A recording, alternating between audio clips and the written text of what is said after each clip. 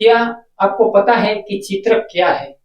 देखने में तो चित्रक का जालीदार पौधा बहुत ही साधारण सा लगता है, लेकिन सच यह है कि यह बहुत ही उपयोगी होता है। आयुर्वेद में बताया गया है कि चित्रक से लाभ लेकर कई बीमारियों का इलाज किया जा सकता है। चित्रक के पौधे, पत्तियां और जड़ों का इस्तेमाल बीमारी के उपचार के लिए किया जाता है। हो सकता है कि आपने भी चित्रक के पौधे को अपने आसपास देखा हो, लेकिन जानकारी नहीं होने के कारण इसका लाभ नहीं ले पा रहे हैं। इस जानकारी के बाद आप चित्रक का पूरा लाभ ले पाएंगे। तो चलिए शुरू करते हैं। चित्रक क्या है? यह एक सीधा और लंबे समय तक हरा भरा रहने वाला पौधा होता है। इसका तना कठोर, फैला हुआ, गोलाकार, सीधा तथा रोम रहित होता है। इसके पत्ते लगभग 3 से 7 सेमी तक लंबे एवं 2 से 3 सेमी तक चौड़े होते हैं। इसके फूल नीले, बैंगनी अथवा हल्के सफेद रंग के होते हैं। रंग भेद से इसकी 3 जातियां पाई जाती हैं। सफेद चित्र, प्लम्बिंगो जेलनिका। लाल चित्र, प्लम्बेंगो इंडिका। नीला चित्र, प्लम्बेंगो टेरिकुलेटा। साधारणतः चित्रक से सफेद चित्रक ही ग्रहण किया जाता है। सफेद चित्रक वात, पित्त और कफ तीनों दोषों को शांत करता है। यह तीखा, कड़वा और पेट के लिए गर्म होने के कारण कफ को शांत करता है, भूख बढ़ाता है, भोजन को पचाता है, उल्टी को रोकता है, पेट के कीड़ों को खत्म करता है। यह खून तथा माता के दूध को शुद्ध करता है। यह सूजन को ठीक करता है। यह टाइफाइड बुखार को समाप्त करता है। चित्रक की जड़ घावों और कुष्ठ रोगों को ठीक करती है। यह पेचिश, प्लीहा यानी तिल्ली की वृद्धि, अपचन, खुजली आदि विभिन्न चर्म रोगों, बुखार, मृगी, तंत्रिका विकार यानी कि न्यूरोडिसिस और मोटापा आदि को भी समाप्त करता है। कैंसर रोधी यानी कि एंटी कैंसर है। लीवर के घाव को ठीक करता है। अन्य भाषाओं में चित्रक के नाम। चित्रक का लैटिन नाम प्लम्बेंगो जेलनिका है। यह प्लम्बे जेनेसी कुल का पौधा कहलाता है। तीनों प्रकार के चित्रक को कई नामों से, संस्कृत में चित्रक, अग्नि, अग्नि माता, उष्ण और पाठी। हिंदी में चित्त, चिता और चित्र। गुजराती में चित्रो, चिता। इंग्लिश में व्हाइट लेडवर्ड। आइए जानते हैं चित्रक के फायदे और उपयोग के बारे में विस्तार से। सर्दी खांसी में चित्रक के औषधीय गुण के फायदे। चित्रक खांसी, पीनस यानी कि नाक बहना तथा महकना, कष्ट साध्य क्षय रोग यानी टीबी, बैक्टीरिया और गांठों को ठीक करता है। यह जुकाम के लिए उत्तम औषधि है। 10 ग्राम चित्रक आदि लेह को सुबह और शाम सेवन करने से खांसी, दम फूलना, हृदय रोग में लाभ होता है। आंवला, हरड़, बेहड़ा, गड़ूची, चित्रक, रासना, विडन, सौंठ, मरीच तथा पिपली का बराबर भाग मिलाकर चूर्ण बना ले। 2 से 4 ग्राम चूर्ण में मिश्री मिलाकर सेवन करने से खांसी से लाभ हो। दांतों के रोगों में चित्रक के औषधीय गुण। नीले चित्रक की जड़ तथा बीज के चूर्ण को दांतों पर मलने से पायोरिया यानी दांतों से पीऊ आने की बीमारी ठीक होती है। इसके साथ ही दांत का घिसना, टूटना बंद होता है। गले की खराश में चित्रक का सेवन से लाभ है। अजमोदा, हल्दी, आंवला, यवक्षार तथा चित्रक को बराबर मात्रा में मिलाकर चूर्ण बनाए। इस चूर्ण को 2 से 3 ग्राम मात्रा में मधु तथा घी के साथ चाटने से स्वर भेद यानी गले की खराश दूर होती है। इसे दिन में 3 बार देना चाहिए।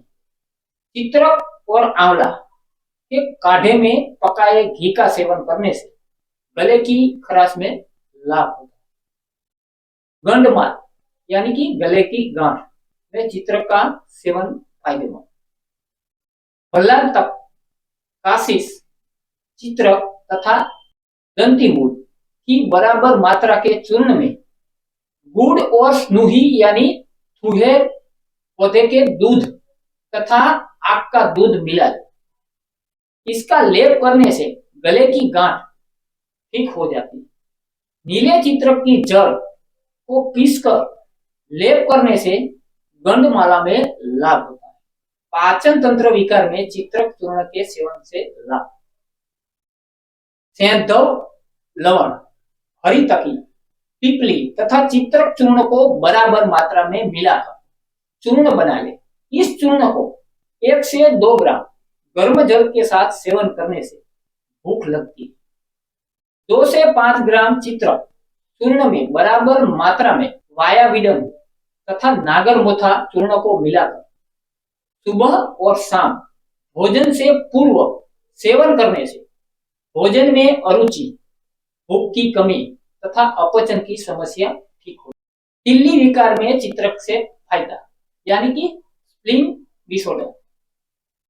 गवारपाठा यानी एलोवेरा के 10 से 20 ग्राम गूदे पर चित्रक की छाल के 1 से 2 ग्राम चूर्ण को बुरक ले।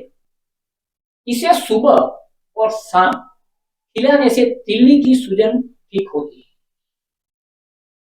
चित्रक की जड़, हल्दी, आक यानी कि मंदार का पका हुआ पत्ता, घातकी के फूल का चूर्ण में किसी एक को गुड़ के साथ दिन में 3 बार खाए। इसके 1 से 2 ग्राम तक खाने से तिल्ली की सूजन दूर होती है। चित्रक का प्रयोग पलीहा यानी तिल्ली संबंधी विकारों में फायदेमंद होता है, क्योंकि एक रिसर्च के अनुसार चित्रक का प्रयोग पलीहा या तिल्ली को स्वस्थ रखने में सहायक होता है। साथ ही आयुर्वेद के अनुसार चित्रक को रसायन भी कहा गया है।